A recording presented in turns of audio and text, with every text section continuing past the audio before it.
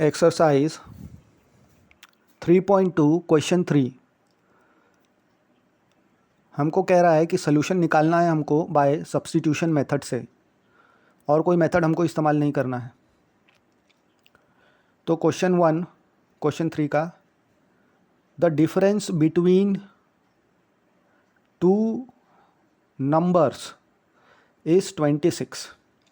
तो सबसे पहला सेंटेंस यही बोलता है कि अगर दो नंबर है उन दोनों के बीच का डिफरेंस लिया यानी सब्सट्रैक्ट किया तो हमको 26 मिल रहा है। And one number is 3 times the other. तो एक नंबर इतना बड़ा है कि छोटे नंबर को 3 गुना करना पड़ेगा।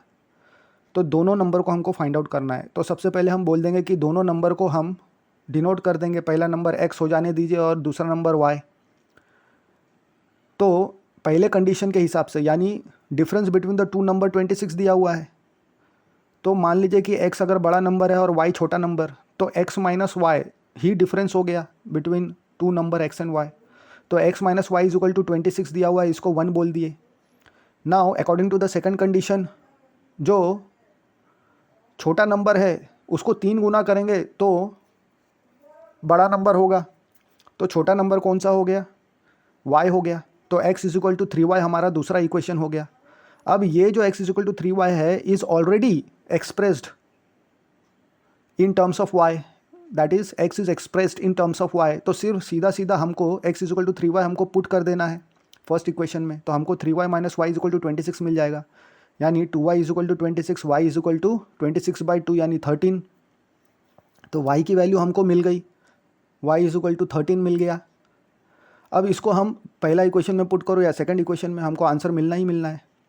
तो y इज इक्वल टू 13 हम पुट कर देते हैं पहले इक्वेशन में, तो हमको क्या मिल जाएगा? x minus 13 is equal to 26। तो 13 उधर गया तो प्लस हो गया, तो x इज इक्वल टू 39 हो गया।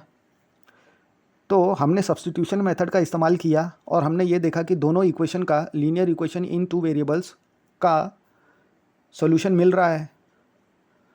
तो क्या मिला हमको solution? x is equal to 39 मिला and y is equal to 13 मिला। तो बड़ा नंबर 39 हो गया और छोटा 13 हो गया। Exercise 3.2 question number 3। तो इसमें बोल रहा है कि सोल्यूशन हमको फाइंड आउट करना है बाय सब्स्टिट्यूशन मेथड। तो देखते हैं हमारे पास इक्वेशन कौन सा है। तो क्वेश्चन 3 का second one, the larger of the two supplementary angles. अब सप्लीमेंट्री एंगल्स क्या होते हैं? कभी दो एंगल्स का एडिशन अगर 180 आता है तो वो दोनों एंगल जो है सप्लीमेंट्री हो गए। तो वो बोलता है वो दोनों एंगल में से जो लार्जर है, तो larger of the two supplementary angles exceeds the smaller by 18 degrees. तो जो बड़ा वाला एंगल है वो दूसरे से 18 डिग्री बड़ा है। तो हम पहले दोनों एंगल को डिनोट कर देंगे, let the first angle be x and second angle be y, और ऐसा कि एंगल x जो है वो बड़ा है एंगल y से। तो पहले कंडीशन के हिसाब से जो हमको दिया हुआ है कि सप्लीमेंट्री एंगल से, तो x plus Y is equal to 180 degree सबसे पहला कंडीशन। क्यों? क्योंकि दोनों कैसे है? सप्लीमेंट्री एंगल से, तो दोनों का एडिशन 180 डिग्री ही होना चाहिए। और दूसरा कंडीशन क्या बोलता है कि ये दोनों में से जो सबसे बड़ा वाला एंगल है वो छोटे एंगल से 18 डिग्री बड़ा है। तो अगर x बड़ा एंगल है तो x is equal to Y plus 18 हो गया। यह हमारे पास दूसरा इक्वेशन बन गया। और जो दूसरा इक्वेशन है वो ऑलरेडी एक्सप्रेस्ड है इन terms of y, that is x is expressed in terms of y। तो हमको डायरेक्टली इसे पुट करना है और आंसर मिल जाएगा इक्वेशन 1 में पुट करेंगे तो y प्लस 18 हम x की जगह पुट कर दिए, तो y plus 18 plus Y is equal to 180। तो 2y is equal to 180 minus 18 हो जाएगा। तो 2y इज इक्वल टू 162 हो जाएगा। तो y इज इक्वल टू 162/2 यानी 81 हो जाएगा आंसर y का। अब ये पहला इक्वेशन या दूसरा इक्वेशन कहीं भी डालो हमको आंसर मिल जाएगा। तो y is equal to 81 degree जो है हम इक्वेशन 1 में डाल लेते हैं। तो इक्वेशन 1 क्या है? x plus Y is equal to 180। तो x plus 81 is equal to 180। तो 81 राइट साइड जाएगा तो माइनस हो जाएगा, तो वो हो जाएगा 180 माइनस 81 इज 99 डिग्री। तो x हमको कितना मिल जाएगा? 99 डिग्री मिल जाएगा। तो ये दोनों जो लीनियर इक्वेशन थे हमने उसको सॉल्व कर दिया और सब्स्टिट्यूशन मेथड का इस्तेमाल करके इसको सॉल्व किया और हमारे पास क्या आंसर आ रहा है, x is equal to 99 degree मिल रहा है और y is equal to 81 degree मिल रहा है, जहाँ पे बड़ा वाला क्या है 99 डिग्री और छोटा वाला है 81 डिग्री। Exercise 3.2 question number 3। तो जो सोल्यूशन है उसको हमें सब्स्टिट्यूशन मेथड से निकालना है। तो क्वेश्चन थर्ड का हम थर्ड देखेंगे।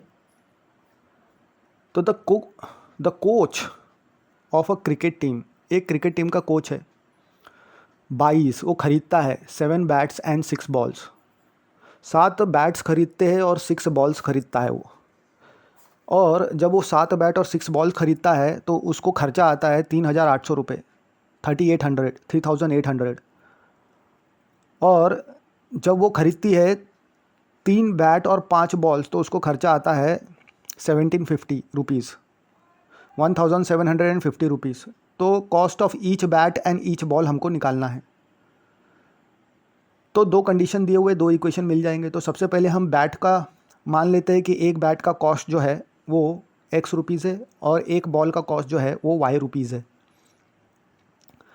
तो पहले कंडीशन के हिसाब से पहला कंडीशन क्या है कि जब वो 7 बैट्स एंड 6 बॉल्स खरीदता है तो 3800 कॉस्ट होता है। तो एक बैट का तो x रुपीज़ है तो 7 बैट का 7x रुपीज़ हो जाएगा, एक बॉल का y रुपीज़ है तो 6 बॉल का 6y रुपीज़ हो जाएगा और 7x plus 6y is equal to 3800 दिया हुआ है। पहला इक्वेशन हमारा बन गया।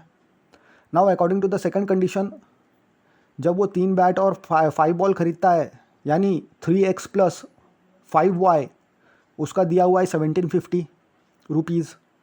तो 3x plus 5y is equal to 1750 rupees लिख दिया हमने। अब इसको हम एक्सप्रेस करेंगे, x in terms of y express करेंगे तो y की टर्म राइट साइड में ले जाएंगे और कांस्टेंट टर्म राइट में भेज देंगे तो x is equal to 1750 minus 5y by 3 हो जाएगा। 1750 माइनस 5y बाई 3 हो गया। अब इसको सेकेंड इक्वेशन में मिला है इसलिए इसको हम फर्स्ट इक्वेशन में x की वैल्यू पुट कर देंगे, 1750 माइनस 5y बाई 3। तो 7 into 1750 minus 5y by 3 plus 6y is equal to 3800 मिल जाएगा। तो इसको सॉल्व करेंगे तो 7 into 1750 minus 7 into 5y divided by 3 plus 6y is equal to 3800। तो ये हो जाएगा 12 minus 35y by 3 plus 6y is equal to 3800। तो 12 by 3 minus 35y by 3 plus 6y is equal to 3800। तो नंबर राइट साइड भेज देंगे तो plus था तो माइनस हो गया। तो 6y minus 35y by 3 is equal to 3800 into 3 minus 12,250 combined divided by 3। तो अब जो लेफ्ट साइड में है उसका हम एलसीएम लेंगे तो 6y इंटू 3 हो जाएगा minus 35 upon 3 is equal to यहाँ पे 11,400 माइनस 12,250 बाई 3 हो जाएगा कलेक्टिवली। तो 17y by 3 is equal to 850 by 3, 3 दोनों जगह है तो कट हो गया डिनोमिनेटर में, दोनों जगह लेफ्ट हैंड साइड में भी राइट साइड में भी है तो, और 17 5 85 होता है हमको पता है। तो y इज इक्वल टू 50 हमको मिल गया। अब y इज इक्वल टू 50 हम इक्वेशन नंबर 1 में पुट कर देंगे और x की वैल्यू हम निकाल लेंगे। तो 7x plus 6 into 50 is equal to 3800। तो 7x plus 300 is equal to 3800। 300 constant term right side में जाएगा तो माइनस हो जाएगा। तो 7x is equal to 3800 minus 300। तो 7x is equal to 3500, therefore x is equal to 3500 by 7। तो 7 5 तो x इज इक्वल टू 500 मिल गया हमको। तो जो लीनियर इक्वेशन हमें दिया गया था सब्स्टिट्यूशन मेथड से हमने x एंड y दोनों की वैल्यू फाइंड आउट कर दी क्योंकि उसका सोल्यूशन हमको मिला। x इज इक्वल टू 500 मिला and y is equal to 50 मिला। तो इसका मतलब जो बैट है उसका खर्चा 500 है और जो बॉल है उसका एक बॉल का खर्चा 50 रुपीज़ है।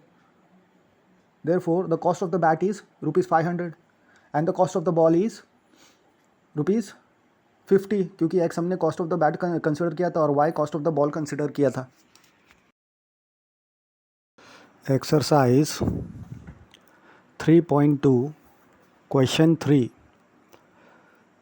सॉल्यूशन हमको निकालना है बाय सब्स्टिट्यूशन मेथड। तो क्वेश्चन थर्ड का fourth, the taxi charges in a city consist of. तो टैक्सी चार्जेस क्या है सिटी के अंदर, उसमें हम देखेंगे of a fixed charge together with the charge for the distance covered. तो जो सिटी में जो टैक्सी चार्जेस है वो इस प्रकार है कि कुछ तो भी फिक्स चार्ज पहले से ही है और फिर उसके बाद डिस्टेंस जितना कवर किया जाता है उसके ऊपर चार्ज अलग से लगता है। For a distance of 10 kilometre the charge paid is ₹105। तो 10 किलोमीटर किसी ने यात्रा किया और उसके लिए 105 रुपये उसने भरा। And for a journey of 15 kilometre the charge paid is ₹155। तो 15 किलोमीटर किसी व्यक्ति ने ट्रैवल करने पे 155 रुपीज़ पेड किया। तो हमको फिक्स चार्ज निकालना है और चार्ज पर किलोमीटर निकालना है। How much does a person have to pay. तो किसी पर्सन को कितना पैसा भरना पड़ेगा for travelling a distance of 25 kilometre. तो 25 किलोमीटर अगर किसी को जाना है टैक्सी चार्जेस उसको कितना लगेगा उस सिटी में वो। तो सबसे पहले फिक्स चार्ज है और डिस्टेंस पर चार्जेस पर डिस्टेंस है हमारे पास। तो फिक्स चार्ज को हम x बोल देंगे एंड चार्ज पर किलोमीटर को ₹y बोल देंगे हम। तो हमारे पास according to the first condition, पहला कंडीशन क्या है, fix charge plus charges per distance मिला के 10 किलोमीटर के लिए 105 रुपये पहले दिया गया है। तो x plus 10 into Y is equal to 105 rupees, क्योंकि x क्या है फिक्स चार्जेस प्लस 10 किलोमीटर का जितना भी चार्ज है उसको 10 इंटू वाई कर दिया। कितना चार्ज लिया था पर किलोमीटर y, तो 10 इंटू वाई कर दिया तो 105 रुपये पहला इक्वेशन बन गया, x plus 10y is equal to 105। Now according to the second equation condition, जो हमारा फिक्स चार्ज लगेगा और 15 किलोमीटर चला तो 155 रुपीज़ लगा। तो fix charge x plus 15y is equal to 155। तो x is equal to 155 minus 15y। हमने सेकंड इक्वेशन को x को एक्सप्रेस किया इन टर्म्स ऑफ y। तो अब क्योंकि सेकंड इक्वेशन को हमने x के टर्म में बना दिया तो इसको हम 1 में पुट करेंगे। तो 155 minus 15y plus 10y is equal to 105। Therefore minus 15 plus 10y is equal to 105 minus 155। तो minus 5 is equal to minus 50। तो y इज इक्वल टू कितना मिल जाएगा 10। अब ये y की वैल्यू जो है हम इक्वेशन 1 में भी डाल सकते हैं और 2 में भी डाल सकते हैं, दोनों में से आंसर मिलेगा। तो y इज इक्वल टू 10 को हम इक्वेशन 1 में पुट करेंगे तो हमको क्या मिलेगा, x plus 10 into 10 is equal to 105। तो 10 इंटू 10 100 राइट साइड में चले जाएगा तो माइनस हो जाएगा। तो x इज इक्वल टू हमको 5 मिल जाएगा। तो जो फिक्स चार्ज है वो 5 रुपये है और डिस्टेंस, तो सोल्यूशन हमको मिल गया, फिक्स चार्ज हमको क्या मिल गया 5 रुपये मिल गया और पर किलोमीटर के लिए 10 रुपीज़ हमको लग रहा है। तो अभी 25 किलोमीटर के लिए हमको निकालना है। तो 25 किलोमीटर्स के लिए क्या लगेगा, फिक्स चार्ज लगेगा प्लस 10 रुपीज़ पर किलोमीटर लगेगा। तो अब हमको डिस्टेंस कितना ट्रैवल करना है 25 किलोमीटर। फिक्स चार्ज कितना है हमारे पास, फिक्स चार्ज हमको 5 रुपये देना है और पर किलोमीटर 10 रुपये देना है 25 किलोमीटर के लिए। तो x प्लस 25y, तो 5 प्लस 25 इंटू 10, तो 250 प्लस 5 इज़ 255 रुपीज़ हमको लगेगा। तो 25 किलोमीटर ट्रैवल करने के लिए 255 रुपये लगेगा।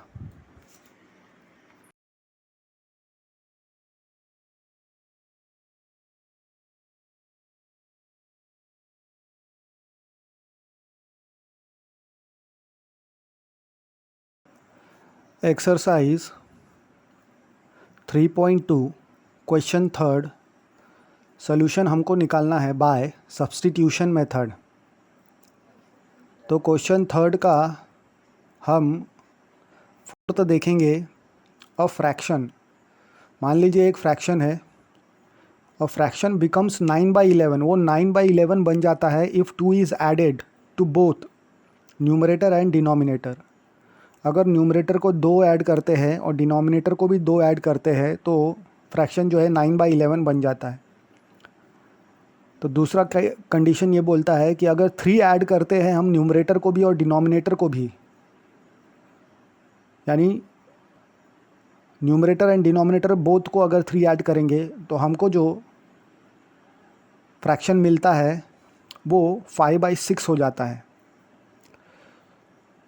तो 2 ऐड करो तो 9/11 हो जाता है और 3 ऐड करो न्यूमरेटर डिनोमिनेटर बोथ तो 5/6 मिल जाता है। तो हमको ये फ्रैक्शन निकालना है। तो सबसे पहले हम फ्रैक्शन को बोल देते हैं जो हमको फ्रैक्शन चाहिए। मान लो कि वो x/y है, तो x क्या है, न्यूमरेटर है, y डिनोमिनेटर है। अब 2 न्यूमरेटर और डिनोमिनेटर दोनों को ऐड करेंगे पहले कंडीशन के हिसाब से, तो हमको क्या मिलेगा, x में भी 2 ऐड करना है, x+2 हो जाएगा न्यूमरेटर में, डिनोमिनेटर में y+2 हो जाएगा। तो x+2 upon y+2 is equal to क्या मिलेगा, 9/11।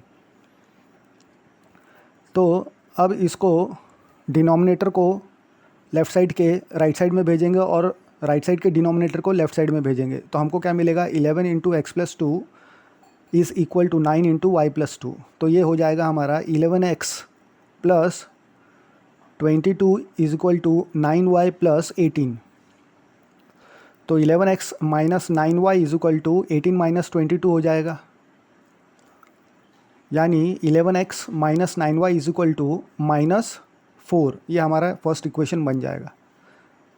अब दूसरे कंडीशन के हिसाब से हमें क्या दिया हुआ है कि अगर न्यूमरेटर में हम 3 ऐड कर दें और डिनोमिनेटर में भी 3 ऐड कर दें तो हमारा जो इक्वेशन बन जाएगा वो 5/6 दे देता है।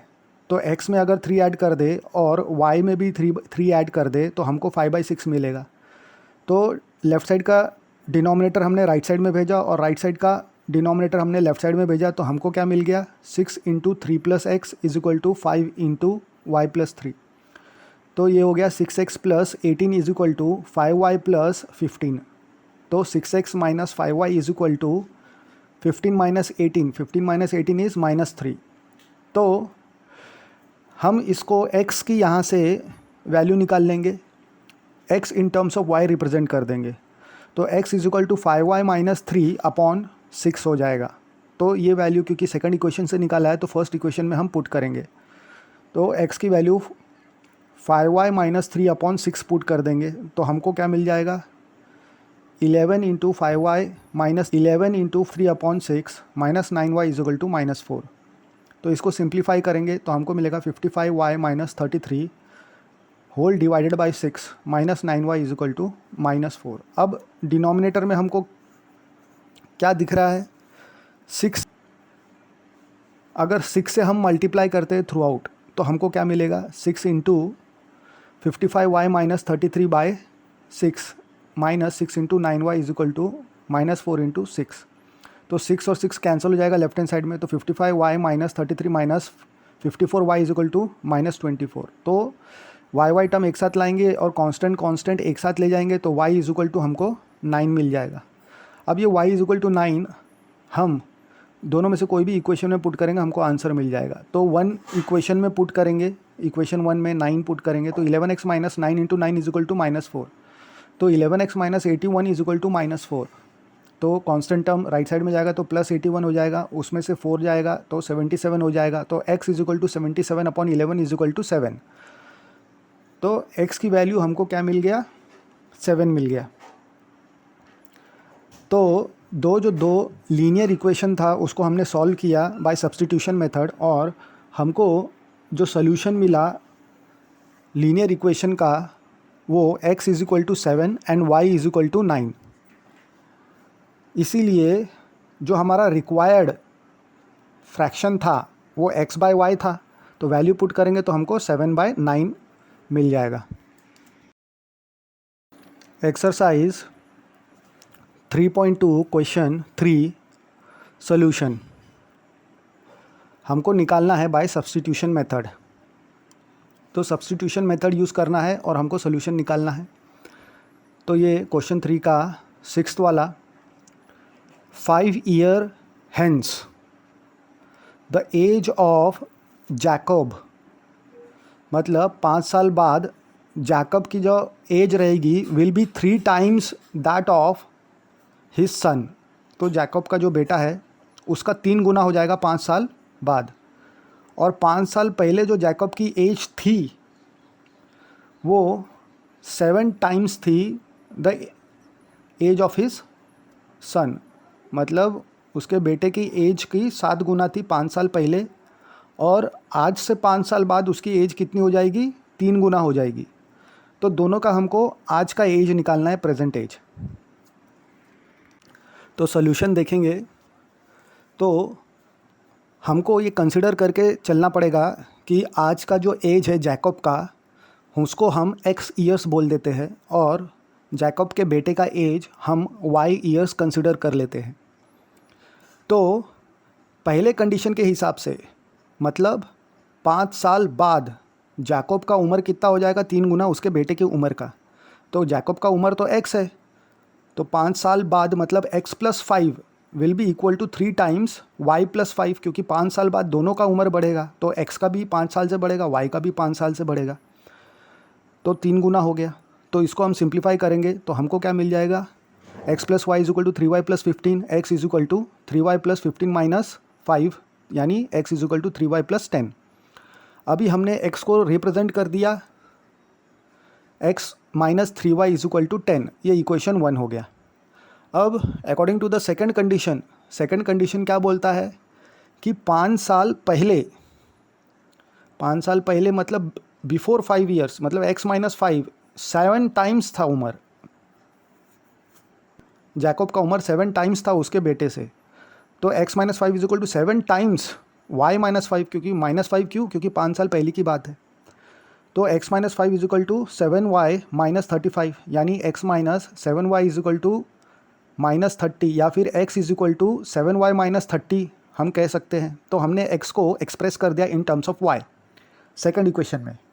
तो क्योंकि ये सेकंड इक्वेशन को हमने यूज़ किया है एक्सप्रेस करने के लिए इन टर्म्स ऑफ y, तो ये x की जो वैल्यू है 7y - 30 वो हम फर्स्ट इक्वेशन में पुट करेंगे। तो 7y - 30 - 3y = 10 मिल जाएगा पुट करने के बाद। तो 7y - 30 - 3y = 10 मिल गया। उसके बाद y की टर्म्स एक साथ ला लेंगे तो हमको 7y - 3 = कांस्टेंट एक जगह ले जाएंगे तो 40 मिल जाएगा। तो y = कितना मिल जाएगा, 10 ईयर्स। तो जैकब के बेटे की उम्र आज के तारीख में कितनी है, 10 साल की। 10 साल का जैकब का बेटा है।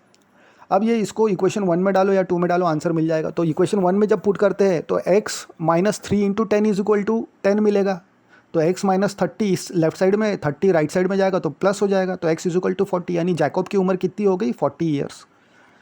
तो जो लीनियर इक्वेशन हमने सॉल्व किया बाय सब्स्टिट्यूशन मेथड, तो हमको सोल्यूशन मिल गया x = 40 एंड y = 10। तो ये जो सोल्यूशन हमने निकाला पेयर ऑफ लीनियर इक्वेशन का, तो इसमें हमको क्या देखने को मिला, x = 40 एंड y = 10, यानी जो एज है प्रेजेंट एज किसकी, जैकब की 40 ईयर्स है, and the age of his son कितना है, 10 ईयर्स है।